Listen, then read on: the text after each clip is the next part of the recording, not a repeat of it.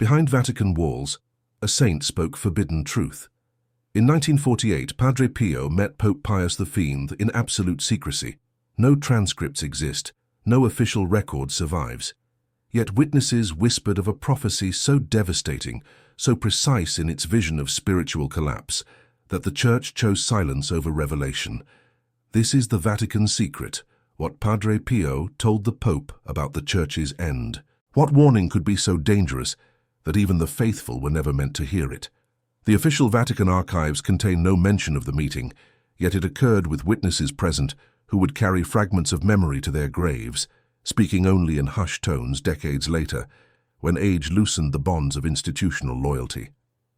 The year was 1948, 3 years after the world had emerged from the darkest conflict in human history, and the Catholic Church stood at a crossroads between its ancient authority and a modernizing world that increasingly questioned tradition, doctrine, and spiritual submission. Pope Pius V, the wartime pontiff whose silence during certain atrocities would haunt his legacy, summoned to his private chambers a Capuchin friar from southern Italy,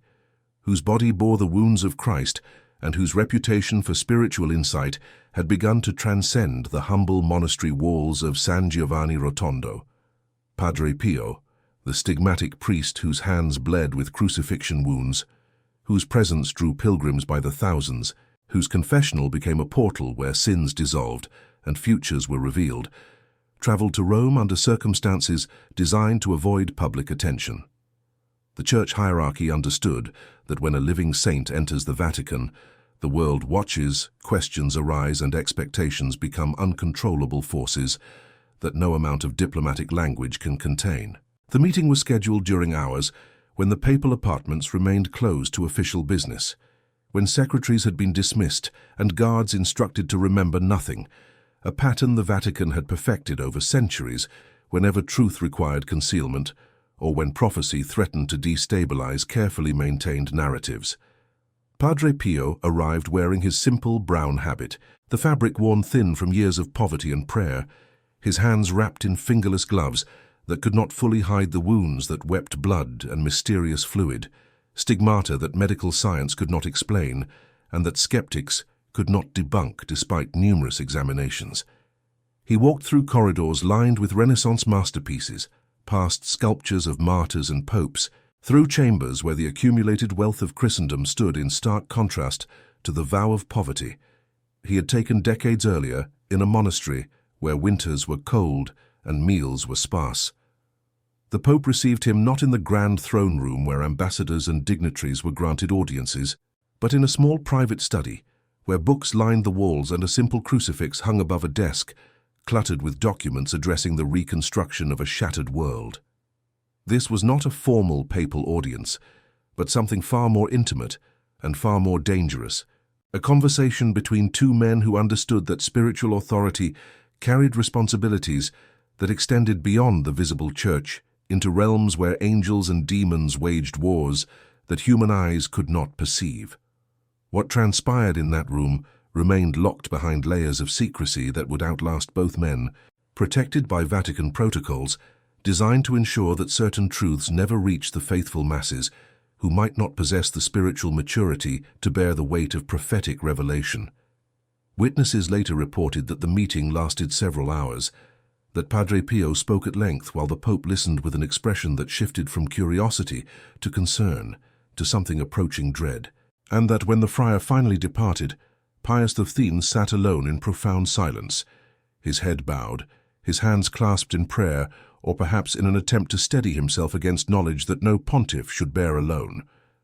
The handful of attendants who caught glimpses of the aftermath spoke in whispers that would circulate through seminary halls and monastery cloisters for decades. Fragments of conversation overheard, facial expressions noted, a papal demeanor that suggested he had received not encouragement or comfort,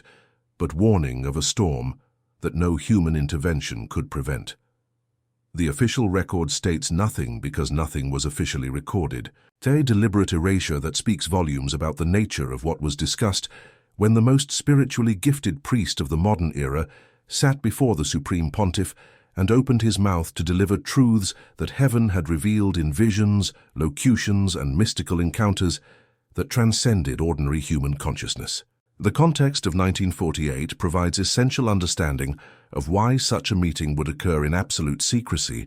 and why its contents would be deemed too volatile for documentation or public acknowledgement.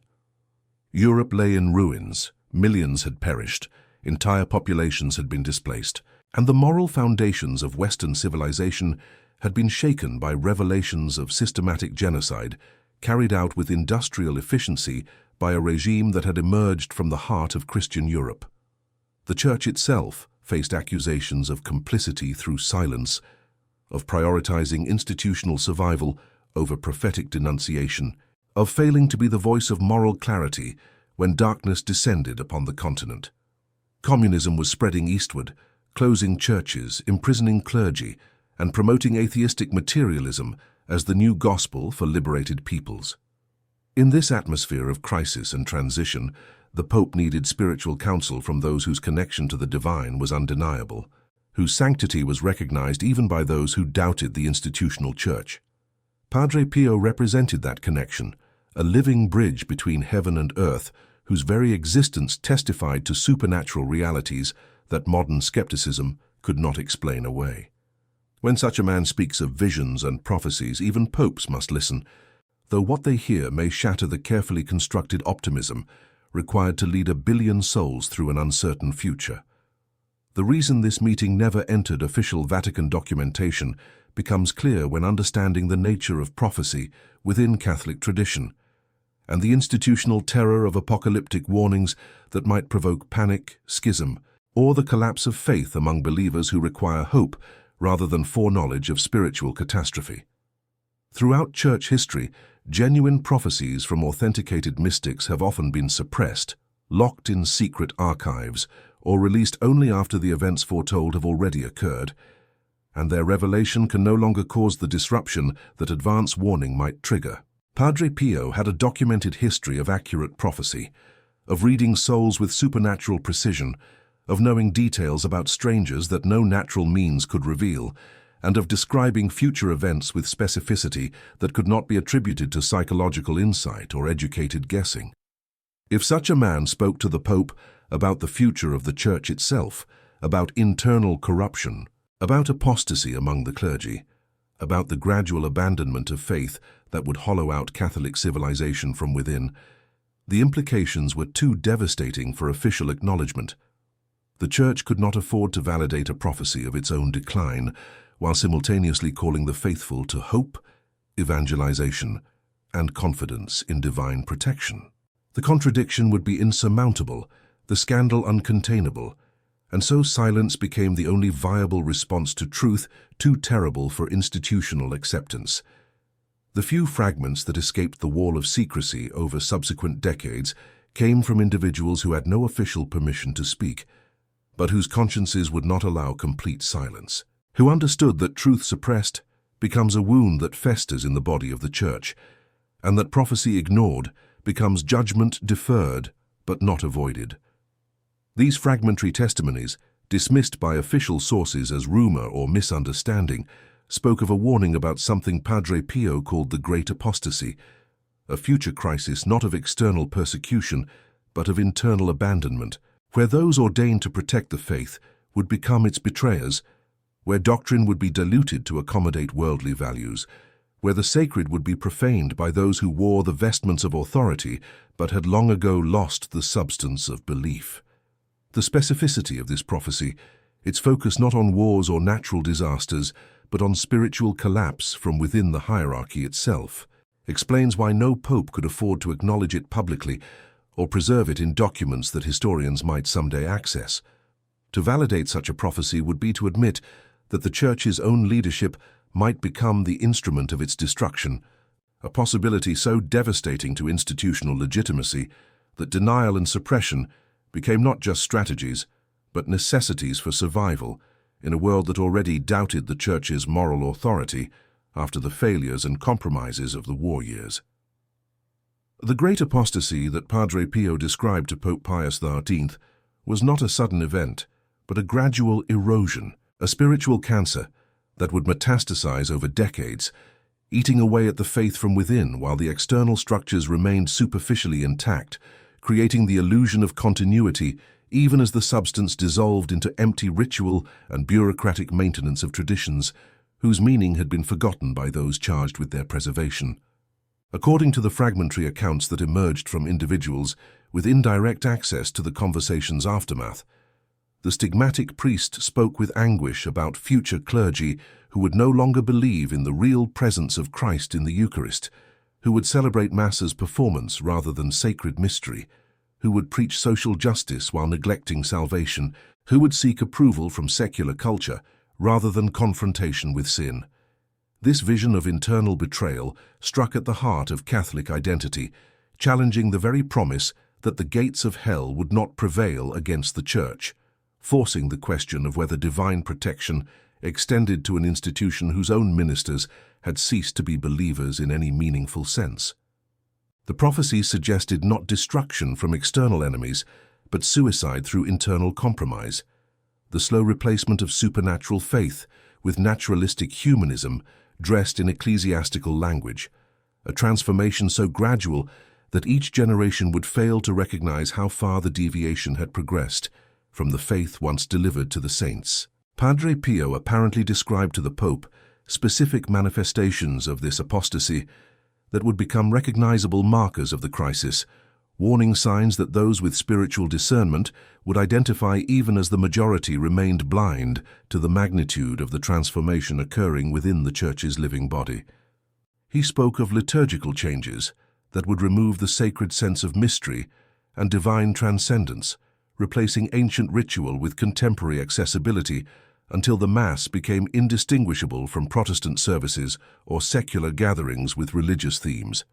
He foresaw theological confusion deliberately sown by scholars and bishops who would question fundamental doctrines, not as intellectual exploration seeking deeper understanding, but as ideological agenda aimed at conforming Christianity to modernist assumptions about human autonomy, moral relativism, and the primacy of personal experience over revealed truth. He predicted sexual scandals among clergy on a scale that would shatter the faithful's trust, not isolated incidents of human weakness, but systematic patterns of predation and hierarchical cover-up that would expose the hollowness of claims to moral authority. He warned of seminaries that would cease forming priests in supernatural faith and would instead produce social workers, community organizers, and therapeutic counselors who wore Roman collars, but had long ago stopped believing in sin, redemption, or the reality of heaven and hell. Each of these predictions pointed toward a future where the institutional Church continued functioning, while the living faith that animated it quietly expired, leaving a corpse animated only by bureaucratic momentum and political calculation. The timing of this prophecy, delivered in 1948, positions it decades before the Second Vatican Council, before the liturgical reforms of the 1960s, before the theological debates that would fracture Catholic unity, before the sexual abuse scandals that would erupt into public consciousness in the late 20th century, lending its fragmentary details a prophetic credibility that cannot be easily dismissed as after-the-fact invention or retrospective interpretation of events that had already occurred. Padre Pio was describing a future Church that did not yet exist, anticipating developments that even progressive theologians were not yet publicly advocating, identifying patterns of decline that would only become statistically measurable generations later, when surveys would document the collapse of belief among Catholics regarding core doctrines, the abandonment of sacramental practice, the empty seminaries, the closed parishes, the demographic decline of institutional Christianity in formerly Catholic civilizations. He saw what was coming not through natural analysis of social trends, but through supernatural vision, granted to those whom God chooses as watchmen, crying warnings that authorities almost never want to hear because prophecy demands response, and response requires admitting that current strategies are leading toward catastrophe. The Pope's reported reaction, his silence and evident distress, suggests he recognized the authenticity of what he was hearing, even as he understood the impossibility of acting upon it in ways that would satisfy the prophetic warning without triggering the very crisis the prophecy described. The concept of apostasy within church leadership was not new to Catholic theology, having precedent in scriptural warnings, patristic writings, and mystical literature spanning centuries, but its application to the modern institutional church on a systemic scale represented a cognitive disruption that threatened the triumphalist narratives Catholic leadership had constructed about the Church's indefectibility and guaranteed preservation by the Holy Spirit. Traditional teaching held that while individual clergy might fall into sin or heresy, the Church as a whole remained protected by divine assistance, ensuring that the faithful would always have access to valid sacraments, authentic teaching, and spiritual guidance sufficient for salvation. Padre Pio's prophecy suggested something far more disturbing: that the apostasy would be so widespread within the hierarchy itself that ordinary faithful would struggle to find authentic Catholic teaching and worship, that the institutional structures would continue operating while the supernatural faith animating them had been replaced by a hollow simulacrum maintaining external forms without internal substance. This scenario forced uncomfortable questions about the nature of divine promises, the relationship between visible institution and invisible mystical body, the possibility that God might permit the shepherds to become wolves as punishment for the sins of previous generations, or as purification preparing for some future restoration. The theological implications were profound enough that no pope could publicly engage them without appearing to question the Church's supernatural protection or to validate sedevacantist claims that the visible Church had ceased to be the true Church. Padre Pio's specific identification of the greatest danger to faith in modern times was not the external threats that occupied so much Vatican attention in 1948, not communism or secularism or scientific materialism attacking from outside, but the internal corruption of those charged with protecting and transmitting the deposit of faith to future generations. The prophecy suggested that the real battle was not between the Church and the world, but within the Church itself, between those who retained supernatural faith and those who had reduced Christianity to ethical philosophy, social activism, or psychological comfort.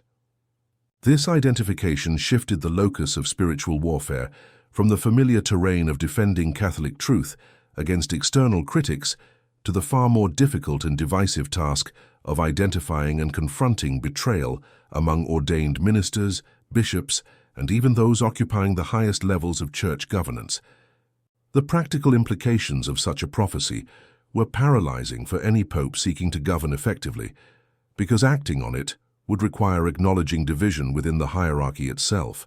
admitting that apostasy had infiltrated the clergy, and implementing measures of surveillance, investigation, and discipline that would inevitably be characterized as authoritarian persecution by those being held accountable. The easier path, the path apparently chosen by Pius X and his successors, was silence, the hope that prayer and divine intervention would prevent the worst manifestations of the prophecy. The calculation that maintaining institutional unity required tolerating internal corruption until some future generation might have the courage or clarity to confront what earlier leaders had lacked the will to address. The reason this prophecy about the great apostasy, qualified as a secret the Vatican preferred to keep, becomes evident when considering how it would have impacted the faith of ordinary Catholics if widely disseminated through official channels or acknowledged as authentic revelation, from a recognized saint to a reigning pope. Believers depend on confidence that their bishops and priests are trustworthy guides, that the institutional church provides reliable access to sacramental grace, that the hierarchy serves as guardian rather than betrayer of the faith. A prophecy suggesting systemic apostasy within that same hierarchy would create impossible cognitive dissonance for the majority of Catholics, forcing choices between loyalty to institutional authority and fidelity to traditional faith, between obedience to current leadership and adherence to the faith as historically understood and practiced. The social and ecclesial chaos that would result from such a prophecy being officially validated would potentially accelerate the very collapse it described, creating a self-fulfilling dynamic where loss of trust in leadership became the catalyst for mass abandonment of practice and belief. By keeping the prophecy secret, by ensuring that it circulated only as rumor and speculation without official confirmation, the Vatican preserved the possibility that believers would maintain confidence in their clergy even as the apostasy quietly spread, buying time for whatever divine intervention might forestall or mitigate the crisis Padre Pio had foreseen. Whether this calculation represented prudent pastoral care or culpable negligence remains a question that divides those who know fragments of the story, with some arguing that the faithful had a right to prophetic warning, and others insisting that mass distribution of such devastating predictions would have caused more spiritual harm than the secret-keeping itself. The decades following the secret meeting between Padre Pio and Pope Pius XIII witnessed the gradual manifestation of precisely the patterns the stigmatic priest had prophetically described, a correlation that became increasingly difficult to dismiss as coincidence or natural historical development, suggesting instead that those fragmentary reports of the 1948 prophecy had captured authentic supernatural insight into the Church's trajectory through the second half of the 20th century and beyond. The Second Vatican Council, convened in 1962 by Pope John XXIII, with intentions of pastoral renewal and engagement with the modern world, became the catalyst for transformations that went far beyond what the Council documents themselves mandated, triggering liturgical revolutions, theological experimentation, and disciplinary collapse that precisely matched the description of apostasy Padre Pio had allegedly warned about 14 years earlier. The Mass that had been celebrated in substantially the same form for over a millennium was replaced with new rites that emphasized community meal over sacrifice, that removed most Latin and introduced vernacular languages, that reoriented the priest to face the people rather than God, that stripped sanctuaries of their visual richness and replaced them with stark modernist environments that could have served equally well as conference rooms or lecture halls. The claim that these changes would revitalize Catholic practice and attract modern people proved catastrophically wrong. As church attendance collapsed, vocations to priesthood and religious life nearly disappeared, and sacramental practice declined so precipitously that within a single generation, the lived Catholicism of Europe and the Americas became almost unrecognizable compared to the vibrant faith culture that had existed before the Council. The theological confusion Padre Pio had prophesied manifested through the rise of liberation theology, which subordinated spiritual salvation to political revolution, through feminist theology that rejected fundamental Catholic anthropology regarding gender and complementarity, through moral theology that questioned absolute norms and embraced situational ethics, through ecclesiology that reduced the Church's supernatural identity to sociological categories and organizational dynamics, through biblical scholarship that applied hermeneutics of suspicion to scriptural texts and questioned the historical reliability of the Gospels themselves. These theological movements did not remain confined to academic journals, but permeated seminary formation, catechetical materials, parish preaching and episcopal teaching, creating a situation where Catholics across multiple generations were educated in a version of their faith that diverged significantly from what the Church had historically taught and believed. Priests ordained in the decades following Vatican II frequently received formation that emphasized psychology, social justice, and pastoral sensitivity while neglecting systematic theology, scholastic philosophy, ascetical discipline, and the supernatural dimensions of priesthood that had defined clerical identity for centuries. The result was exactly what the prophecy described: clergy who functioned as social workers or community facilitators, but who often lacked profound personal faith in the real presence,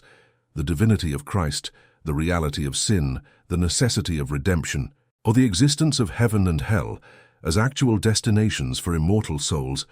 rather than metaphors for psychological states or social conditions. The sexual abuse scandals that began erupting into public consciousness in the 1980s and reached a crescendo in the early 21st century fulfilled the most devastating aspect of Padre Pio's prophetic warning about the crisis that would shatter the faithful's trust in their shepherds and expose the moral bankruptcy of claims to spiritual authority. The revelation that significant numbers of clergy had sexually abused minors, that bishops had systematically covered up these crimes by relocating predators rather than removing them from ministry, that the institutional priority had been protecting the Church's reputation and assets rather than protecting children from predation, destroyed the credibility of Catholic leadership on a scale unprecedented in modern history. The statistical reality that emerged from investigations and lawsuits revealed that the problem was not isolated incidents of human weakness, but a systemic pattern spanning decades and continents, suggesting deep corruption within the clerical culture itself and catastrophic failure of the hierarchical oversight that was supposed to prevent such moral disaster. The financial settlements bankrupted entire dioceses. The legal testimony revealed patterns of callous indifference to victims. The documentation exposed lies and manipulation at the highest levels, and the ongoing discovery of new cases decades after reforms were supposedly implemented demonstrated that the crisis was never truly confronted at its roots, but merely managed for public relations purposes. This massive scandal confirmed what the prophecy had predicted, that the greatest danger to faith would come not from external enemies, but from betrayal by those who wore the vestments of sacred office while living in ways that contradicted everything their ordination was supposed to represent. The statistical documentation of Catholic decline in the post-conciliar period provides objective measurement of the spiritual collapse that the prophecy described in qualitative terms, removing the possibility that assessments of crisis represent merely conservative nostalgia or pessimistic interpretation of normal historical change rather than recognition of genuine catastrophic collapse in Catholic belief and practice. Church attendance in traditionally Catholic countries plummeted from over 90% weekly mass participation in the early 1960s to below 10% by the early 21st century, with some formerly Catholic nations dropping below 5% regular practice among those who still identify culturally as Catholic. Belief in core doctrines showed even more dramatic decline, with surveys documenting that majority percentages of self-identified Catholics no longer believe in the real presence of Christ in the Eucharist. The necessity of confession for absolution of mortal sin, the Church's moral teaching on sexuality and marriage, the existence of hell as eternal separation from God, the reality of Satan as personal malevolent intelligence, or the unique salvific role of Jesus Christ as the only mediator between God and humanity. Seminary enrollments that had produced tens of thousands of new priests annually in the pre-conciliar period collapsed to hundreds or dozens in many countries, creating an aging clergy with no prospect of replacement and forcing the consolidation or closure of thousands of parishes as the priest shortage became insurmountable.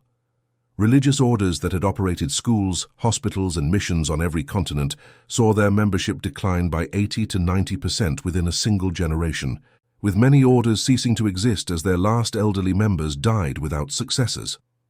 These statistics document not normal fluctuation or healthy adaptation, but systemic collapse of institutional vitality and the erosion of faith at the popular level, precisely the great apostasy that Padre Pio had foreseen when he warned the Pope about what was coming. The Vatican's continuing refusal to officially acknowledge the 1948 meeting or to release any documentation related to Padre Pio's prophecy about the Church's future takes on sinister significance when viewed against the background of everything that has occurred in the decades since that secret conversation behind closed doors in the papal apartments. The silence that initially might have been justified as pastoral prudence or concern about provoking panic became, over time, something more troubling. Evidence of institutional denial, unwillingness to confront prophetic truth, preference for maintaining comfortable illusions over difficult reality, and perhaps most damning, the implicit acknowledgement that releasing the prophecy would validate interpretations of post-conciliar history that Vatican leadership has consistently tried to suppress or discredit. If the prophecy were made public through official channels, it would provide supernatural authentication for traditionalist critiques of the Second Vatican Council and its aftermath. It would vindicate those who warned about liturgical changes and theological innovations. It would embarrass multiple popes who promoted or tolerated the very developments the prophecy condemned. And it would force the contemporary Church to admit that its current crisis was not only predictable, but actually predicted by a saint whom that same Church has canonized and whose spiritual authority it claims to honor. The cognitive dissonance would be unbearable for Church leadership. invested in narratives of continuity, healthy development, and providential guidance through the conciliar period. By keeping the prophecy secret, by refusing to confirm or deny the fragmentary testimonies that circulate in traditional Catholic circles, by maintaining plausible deniability about what Padre Pio said and what the Pope heard, the Vatican preserves the possibility of alternative narratives that minimize the crisis, blame external factors, or claim that current problems represent temporary difficulties rather than the profound spiritual collapse that the prophecy described. The ultimate significance of the Vatican secret regarding what Padre Pio told the Pope about the Church's end lies not in historical curiosity or institutional gossip, but in the theological and spiritual implications for Catholics navigating a crisis that most of the hierarchy refuses to acknowledge with adequate seriousness or clarity. If the prophecy is authentic, and the circumstantial evidence strongly suggests it is, then believing Catholics face the difficult reality that their Church's leadership knew in advance about the apostasy that was coming, received supernatural warning from a recognized saint, and chose silence over preparation, concealment over honesty, institutional preservation over prophetic witness. This reality demands a reassessment of where spiritual authority actually resides, when the visible hierarchy has demonstrably failed in its fundamental duty to guard the deposit of faith and protect the flock from wolves, including wolves wearing episcopal insignia. It vindicates those who have maintained traditional faith and practice despite being marginalized, ridiculed, or persecuted by church authorities, more concerned with ecumenical dialogue and cultural relevance than with doctrinal fidelity and sacramental integrity. It provides context for understanding current ecclesiastical chaos, not as accidental or unforeseeable, but as the fulfillment of prophecy that was deliberately suppressed by those who should have heeded its warning. And perhaps most importantly, it offers hope that the crisis, however devastating, is not outside divine providence but was foreseen, warned against, and therefore subject to the same supernatural oversight that allowed the prophecy in the first place, suggesting that beyond the apostasy lies restoration, beyond the collapse lies rebuilding, beyond the darkness lies a dawn that faithful remnant will live to see when the purification is complete, and the Church emerges from its passion to resurrection in forms that honor rather than betray the faith once delivered to the saints and preserved through centuries of trial until this present moment of ultimate testing.